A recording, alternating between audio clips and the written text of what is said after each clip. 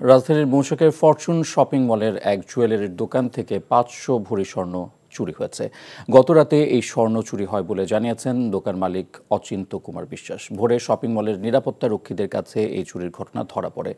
দোকান মালিকের তথ্য মতে তার দোকানে ৪০০ ভরির নতুন স্বর্ণালংকার আর ১০০ ভরির বন্ধকি স্বর্ণালংকার ছিল, যার পুরোটাই চুরি হয়ে গেছে বলেও জানান তিনি। পুলিশের সিআইডির ক্রাইম সিন ইউনিট দোকান থেকে আলামত সংগ্রহ করছে। পুলিশ জানিয়েছে বুধবার রাত ৩টার দিকে ফরচুন শপিং মলের শম্পা জুয়েলার্স নামের এই জুয়েলারি দোকানে চুরি হয়। সিসি ক্যামেরায় দেখা গেছে চোর চক্রের দুজন সদস্য বোরকা পরে এসে জুয়েলারি দোকানটির শাটারের তালা কেটে স্বর্ণ চুরি করে। অপরাধীদের ধরতে অভিযান চলছে বলেও জানিয়েছে পুলিশ। আমার দোকানে কিচ্ছু নাই। আমার দোকানে ৪০০ ভরির মতো গোল্ড আছিল, ১০০ ভরি প্লাস বন্দুকি গোল্ড আছিল, ৪০,০০০ টাকা নগদ টাকা আছিল। আইসে দেখি আমার দোকানে কিচ্ছু নাই। আমি নিঃস্ব। আমি সবার কাছে সহযোগিতা চাই যেন আমার সোনাটা উদ্ধার হয়।